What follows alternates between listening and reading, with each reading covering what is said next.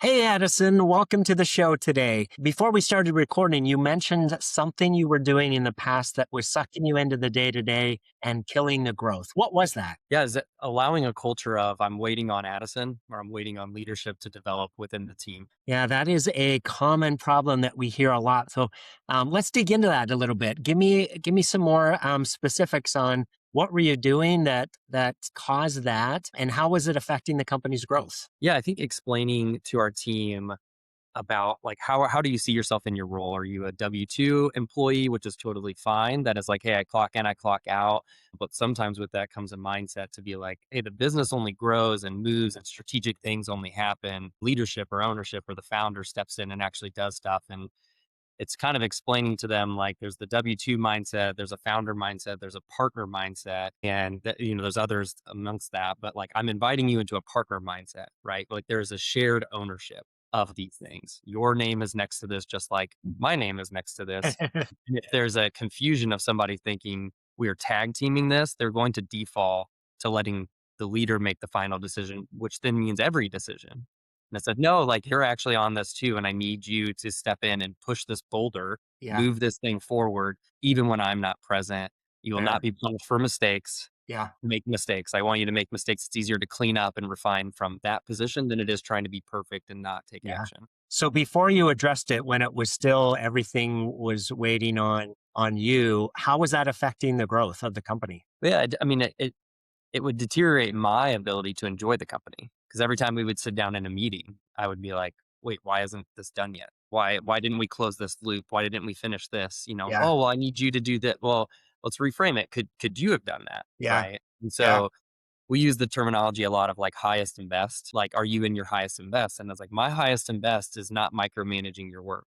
My highest and best is like I should be out prospecting. I should be out yeah, doing analysis. I should be out, doing these different things, being innovative for the team and our products, not uh, going back and saying, "Hey, well, did you order the sign? yeah, Did you finish the design? Did you respond to the graphic designer? Did you uh, follow up with the cleaner to make sure that the floor is in the right position and the right shape?" Like you yeah, didn't need me to handhold through that. yeah, Yes, that was. It's just we're losing momentum if you're waiting for me once a week to come around and push that boulder with you instead of you actually moving it. We say boulder, we say football, or like 5 yards down you moving at 5 yards is incrementally massive over time compared to waiting me to come and throw a 30-yard pass and get it further down the field. yeah.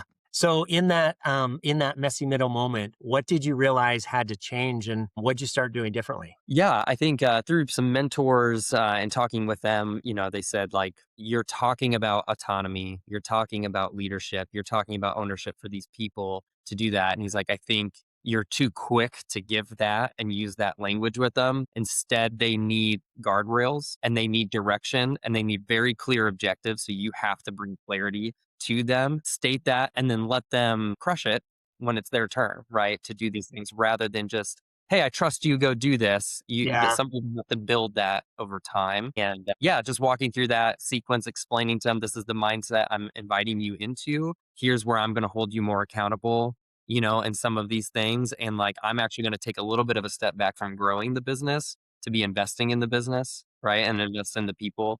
Yeah, so it's been really helpful. It hurts my soul to like slow down, but you need to go slow to go fast. yeah, yeah. Fair enough. Something I hear a lot is that, hey, why can't my team just do the things that I'm expecting them to do? But the reality is, and this can be painful for for a visionary founder type entrepreneur mentality. Is everybody needs some type of management and accountability in order to do their best. And so oftentimes, I liked your terminology earlier of employee mindset versus owner mindset. Most times the team does need some type of weekly accountability and check-in and permission to do their things that we're asking them to do. And left to our own, we're all going to be less efficient and less effective than we could be if we have that proper leadership and more importantly the proper management in place to drive us to results and empower us. But like you said, right, first of all, that folks need to have crystal clarity on what are my roles and responsibilities, what are my weekly deliverables, what are the expectations, and then that accountability and teaching of what does it actually look like, right? To do what you're asking me to do and be more proactive and take the lead versus be reactive. So yeah, that's awesome that you've been working through that and have identified it as a thing in the past that needed to be addressed. So as you worked through that, what was your ahas or key takeaways of the transition and the transformation that occurred? Yeah, I think, when the mentor had called it out, that I need to instill more guardrails, I knew we were on to something when I said, like, "Oh, wow, I don't want to do that." You know, Yeah. I was like, that was like a nice feeling of like, crap, I found the thing I'm supposed to do because it's what I'm naturally avoiding. We use the 6 working geniuses a lot in, like, what we do in our work, and I'm a galvanizer, so I like to, like, rah-rah people and get them going and making sure everyone's on the same page, but not one of my genius, but it's really close. It's one of my competencies called enablement. I like to help people. Mm, So sometimes, like, cracking down on them is not, like, it is the most helpful thing, right? yeah, It's being really strict, it's being really rigid in some things, and, like, I will step away from that at yeah, times because I'm like, "No, I just wanna inspire you yeah, do this, right? And I want to lead by example and I want to show you like yes. this is where we can put momentum. But sometimes people just need it to be crystal clear for them. And when he said that to me, I just said like, yeah, I just like don't think I want to do that.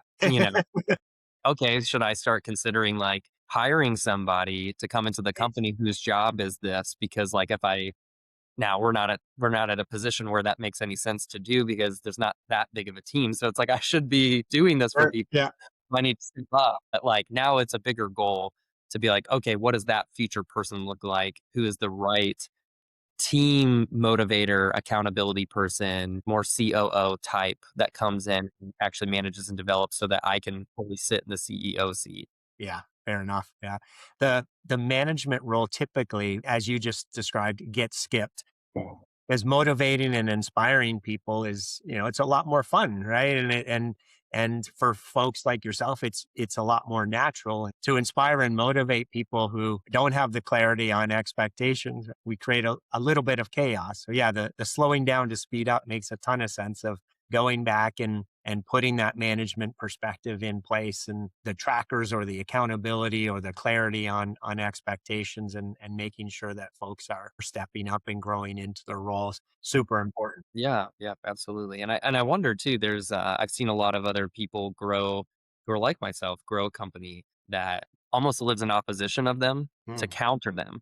And I think yeah, that's probably a big fear having seen several mentor figures, people I look up to in that situation. So I'm a little fearful of that, of yeah, bringing in almost like a bureaucracy of sorts that's supposed to be a nice check and balance. And so yeah. that'll probably be the next journey of like how do I not build a company that lives as an antithesis to the innovation and the growth that I'm trying Yeah. to. Yeah.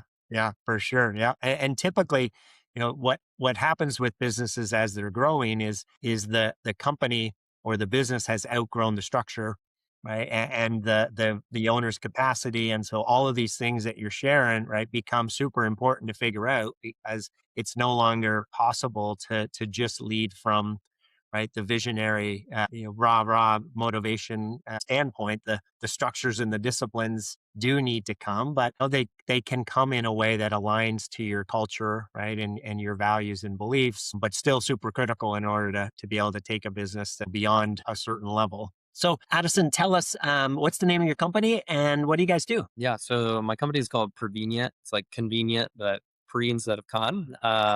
We run commercial buildings, so hyper focused to local neighborhoods here in central Indiana. So a lot of it is finding the right ownership group of a building or a group that wants to go acquire a building. And Mhm. I kind of serve two capacities depending on where they're at. They might own the building and we need to do slight renovations. So we call that building the building. You might be buying a building and doing like $1 million plus build out, and that's also building the building. Those are very different, but I kind of step in and serve on both of those fronts as like a pseudo general contractor of like, this is how we build the building to optimize revenue down the road. The way we do that is a little less traditional commercial real estate. It's more co-working, office space, event space. You might have some traditional commercial real estate like triple net office space or retail space or things like that. So we've got at one building a bar and a restaurant, another building a coffee shop. And so we've got a little bit of a mix across that. I always say people have a huge misconception about what co-working is. It's really micro office with high-end amenities. So can Mm, you give an entry price point to somebody who needs an office space and then create high-end amenities like boardrooms, meeting rooms, ability for them to scale and for their team to like leverage the space? Because if you go yeah, to most triple net high-end commercial real estate spaces, it's just a co-working space with a few offices and open workspace and different things. And I'm like, you're paying $10,000, $20,000 a month, to work in that. And it's like, I don't know, you could pay like $500, to like have something very similar, right. though technically shared space. And then in that, we can offer actual co-working memberships that are really affordable. And we're slowly building a web kind of around central Indiana through a lot of different locations. We have 4 main hubs right now. Each have little tiny, like smaller commercial real estate ventures associated with them. But yeah, just building a passport network for co-working office space, event space across central Indiana is what we're Fantastic. doing right now. Yeah, wonderful. So stepping into ownership requires a bit of a leap of faith, Addison. So what's the biggest surprise between what you expected ownership to be like and what it's actually been like? That's a good question. I would say there's always a financial burden with stepping into ownership, right? You're betting on yourself. You're betting on your clients paying you on time. It's a different level of confidence in your product, Hmm. and what you have. I think kind of back to what we talked about early of just like transitioning in that mindset from like, hey, this is predictable to unpredictable, Yeah. and then getting other people to buy into your vision and what you're doing. And so you Mm, kind of find that like the way you got to where you're at because you bucked the norm, right? You've done something, but as you bring on, for lack of a better term, normal people who just want stability and jobs, you are pitching opportunity and trying to bring on people who have radically different mindsets than you. yeah.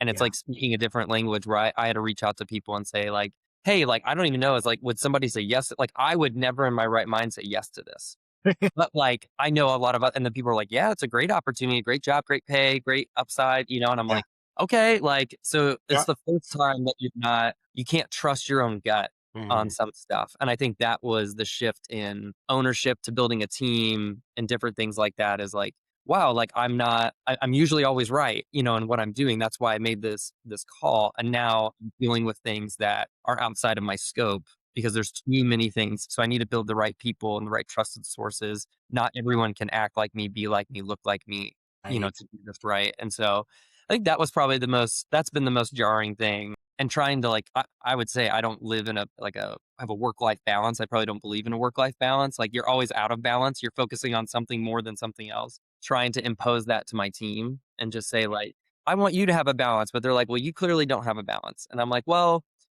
yeah, I would probably like you more if you didn't have a balance, kind of thing. It's a little bit of a double-sided, double-edged sword there. I want both, but I don't want to be an unhealthy culture, Yeah. but I kind of need you all to grind with me, so yeah. Yeah. It's an interesting that, that in an ideal world, we'd have, our staff would be business owner mentality, right? But if that was the case, they would go out and start their own thing and then we wouldn't have them as employees. So there is this, right, this tension and balance between, well, I actually want them to have an employee mindset because I want them, right, to want to be here and help us grow and develop and make our company awesome, right? But then, right, it would be great if they had a little bit more of an ownership mentality and right. But if they did, we'd potentially lose them because then they go out and start their own gig. Yeah, yeah.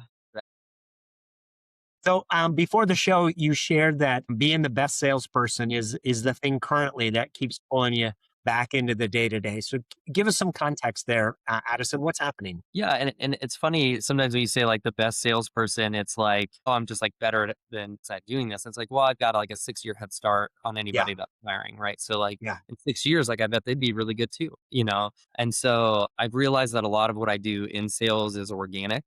Like when I have a conversation with someone, it will just naturally bleed into, hey, this is the mission of the building. This is what we're doing. Like, come with us, yeah, join us, rather than really honing in on like product and stuff like that. Like that will also happen because it's just like I can explain the value. We use a value versus price dynamic.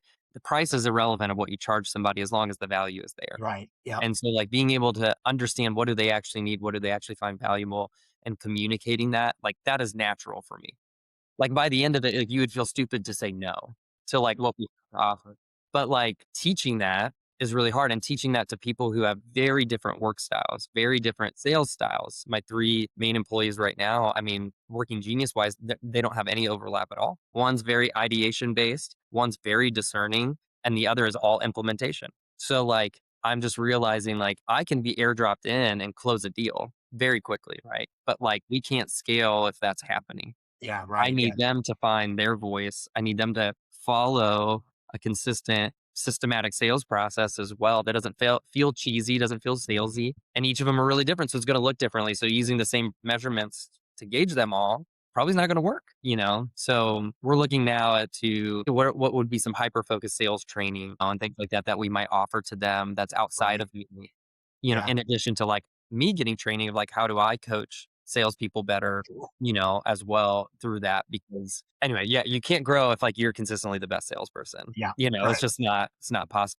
Yeah, absolutely. So how does it affect you when you have that feeling of I'm the best at it and therefore right, I keep getting punted in for the opportunities? How does it affect you personally? Yeah, I mean, if anything, it goes back to the first question we had of like, I'm waiting on Addison. Hmm. That's draining. So, Okay. like, when people feel like I need you to come in and save the day, which I wouldn't say that's what my team feels, but like, there is an intrinsicness to this of like, hey, I've got to break this glass in case of emergency, which is like I can loop him in, or Yeah. hey, I'm not closing at a rate that I should be closing at. Like, okay, Addison has to come in and like do these tours with me or do these, you know, stuff with me. And it's like, then they feel bad because Yeah. they're like, well, now I'm robbing your time that it should be elsewhere. Sure. And that probably impacts me more is just like that process getting into each of the team members' heads. And Mm. then they lose confidence. And the more confidence they lose, the more I have Right. to be involved. And it becomes this whole Yeah. cycle when it's like you're all immensely talented and capable and you're doing a good job. There are Yeah. things that are outside of your control. Yeah. And my involvement is more so to just like add fuel to the fire to show you some of the stuff. But like if I'm not giving you the supports for that, then I'm undercutting and adding to your stress, right? And so that hurts because it ultimately takes me away from my highest and best over and over. Yeah. So the highest and best then, what does it cost the business if you keep having to be the salesperson? That's almost a catch 22 because like it's quick and easy to do the cost of the business between what we would say is consistently my close rate Yeah. and consistently well, it's not even say like my team, but like a new hire's close rate, Sure. right? If there's a Yeah. 50% gap, Yep. it feels brutal, right? Yep. But then me not being in my highest and best means that the larger ecosystem is not growing. A great case in point, I've been experimenting with some different digital marketing strategies, and right, I would never recommend this. Don't experiment with something right before you go on a week long vacation.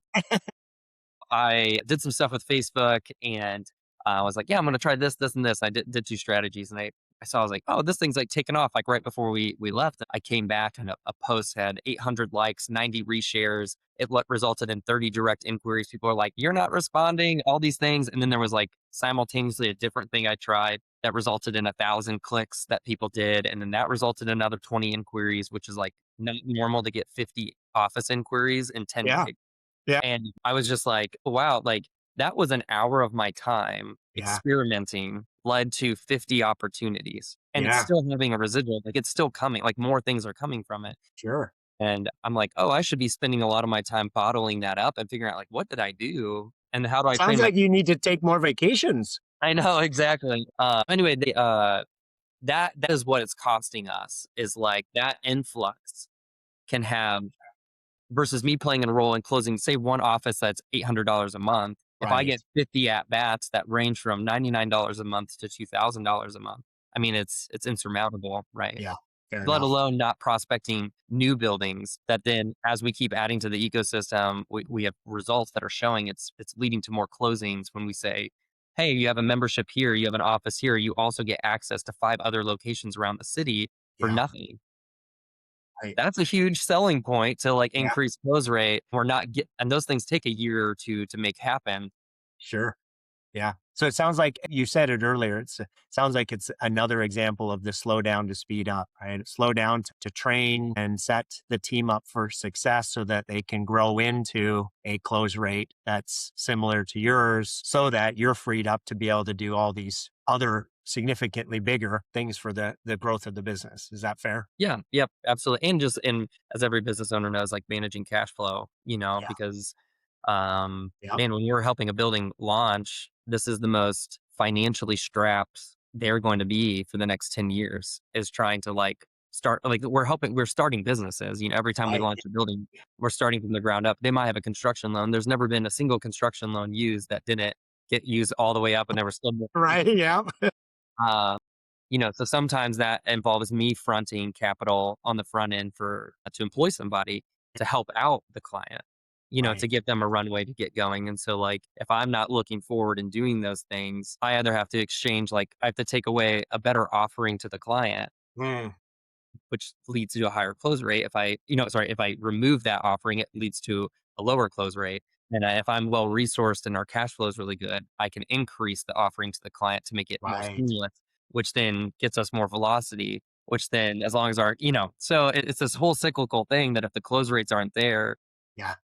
cash flow is not there to justify taking bigger swings in these partnerships because they're my clients, but they're also my partners, Yeah. in a lot of these things. And so Indeed. Fair enough. For those listening, I'm Coach Tim Campsall, and we work with business owners in the messy middle, the things that Addison is sharing today, where the business outgrows how it's being run and keeps the owner in the day to day more than they would like. Addison, what lesson do you wish you'd learned sooner to allow you to get out of the day to day faster? And what was the cost of not knowing that lesson? good question. I feel like I'm still in it. Sometimes it's hard to have clarity when you're still swimming. I think one of the one of the things I get a lot of people who are wanting to transition. So I'm in my mid 30s, and I talk with a lot of friends who are now exiting like a W-2 lifestyle. Maybe they've been in corporate or working for somebody Yeah. else, and Yeah. they're like, "Hey, I'm ready to like take a leap. I want to build something. I want to build a legacy. I want to build something where I can take my foot off the gas and I don't lose my income." Right. And I say to a lot of those people, like, the best time to start was yesterday. Just like go for it.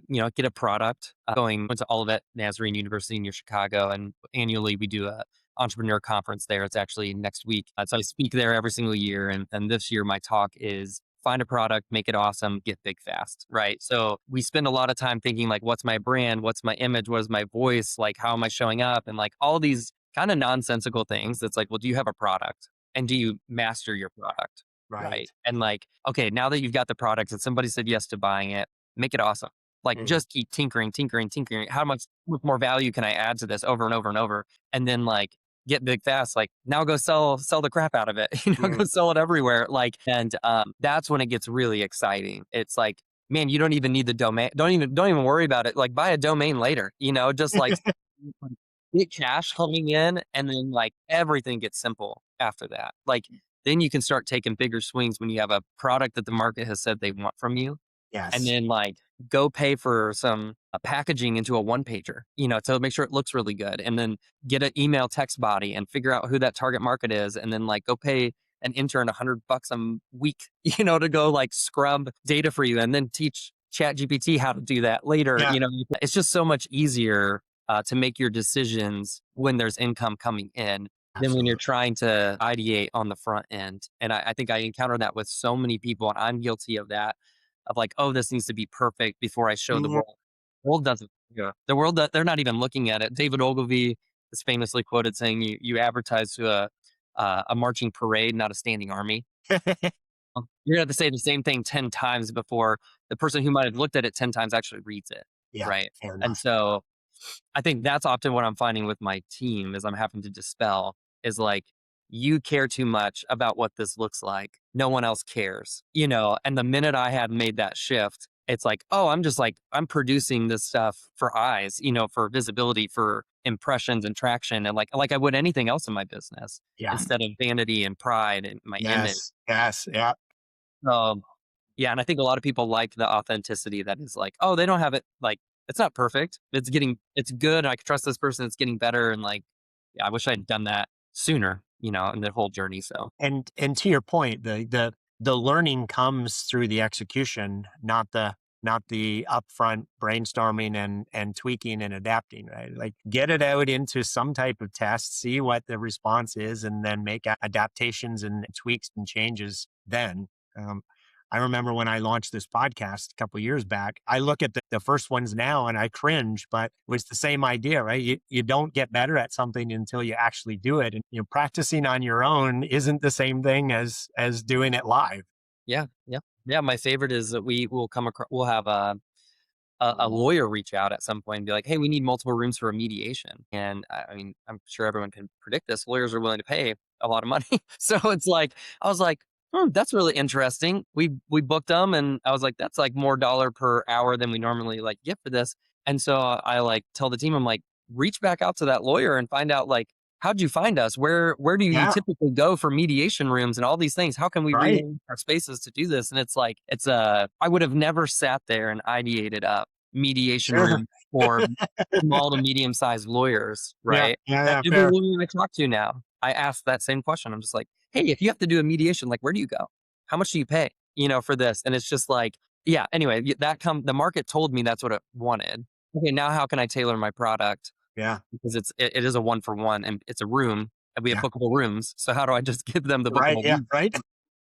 Um, And in your journey, when you felt stuck or overwhelmed, what changed once you brought in an outside perspective? You mentioned mentors a little bit earlier, so I'd love to hear your thoughts on that. yeah, yeah. I've been fortunate to create a nice bank of people that I can just go to and ask questions. And, I think learning how to leverage a mentor relationship is critical. It's definitely one of the biggest things I ask all my employees, like who's mentoring you right now outside of Mhm. work?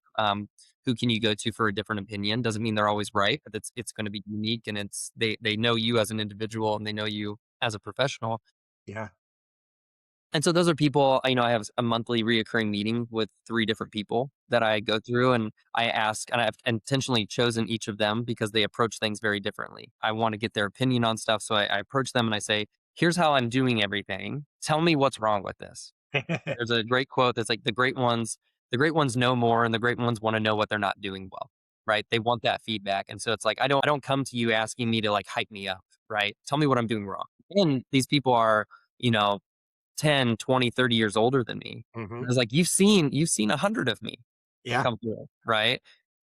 Wrong. Tell me what I'm missing, and those conversations, like, I don't always take their advice on stuff, Sure. but I do have their narrative in my head. When I experience something, I'm like, oh, I know this is what so and so would say about this. I know Sure. this so and so would say about this. Okay, now what do I say about this, right?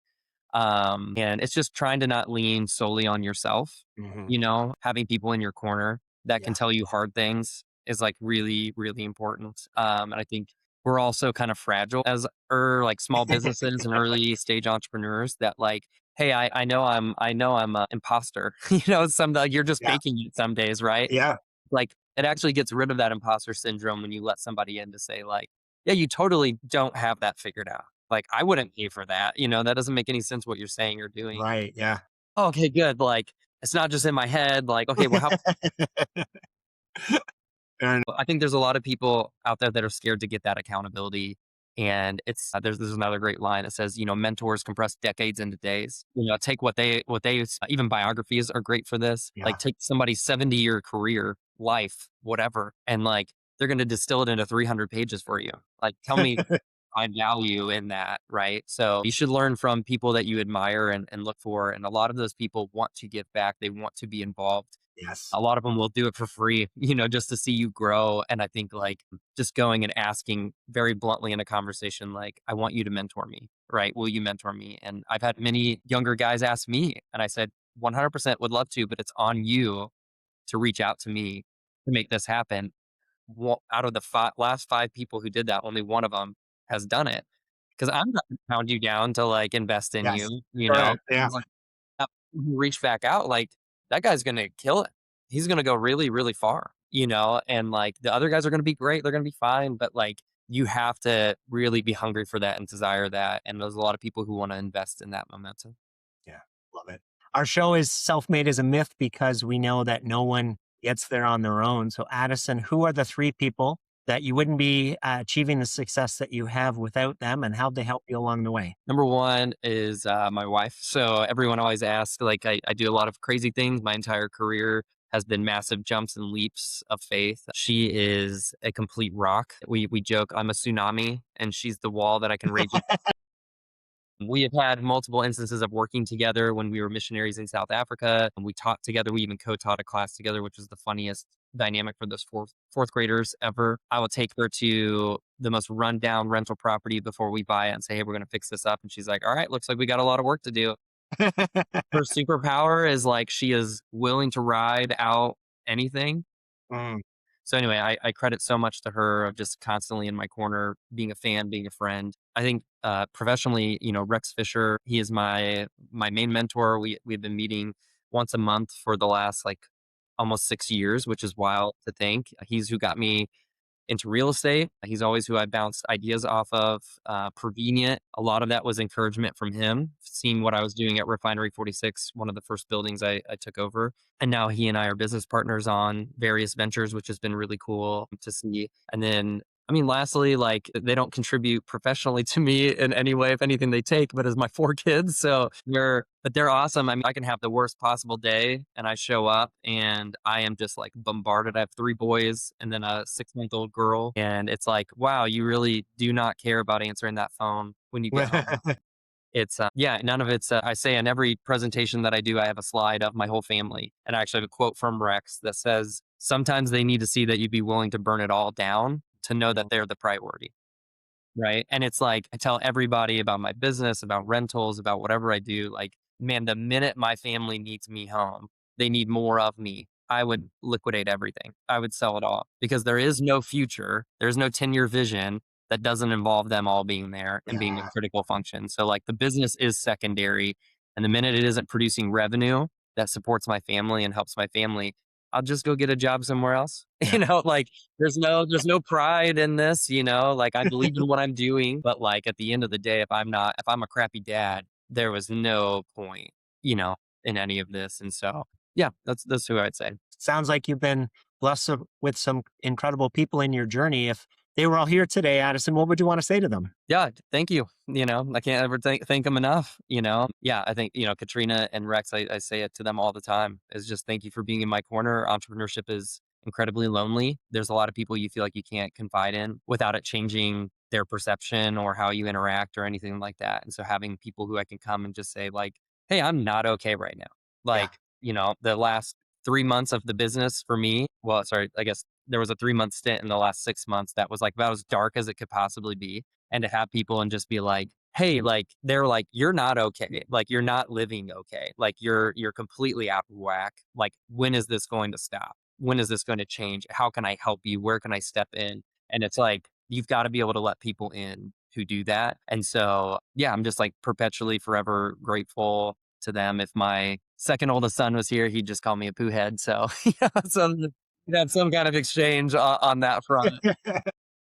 Yeah, so the kids, it'd be fun someday. I hope Prevenient is around for 20 more years or so, and then my kids, if they want to, if they're interested in this space, it'd be really cool to work with them. I think my grandfather did something similar. He dropped out of school in 4th grade, started a bridge building company because he had 8 kids. All the kids at some point worked at that bridge building Oh, company. wow. My dad ended up buying the bridge building company from him, and so it's just a cool. I look at that and I'm like, dang, that'd be really awesome. I worked Yeah. at the bridge building company as a teenager, so like that stuff's really fun to have those opportunities. And it's not having the job, but it was the things I got to see, the things I got to learn there were more valuable than a lot of other stuff I experienced as a kid. Addison, appreciate your time today and sharing your story. Thank you. Yeah, thank you. If you're stuck in the messy middle, there's a way through it and you don't have to figure it out on your own. Our 2 week coaching trial helps you to see exactly what's keeping you back and where the business is stuck and what needs to change.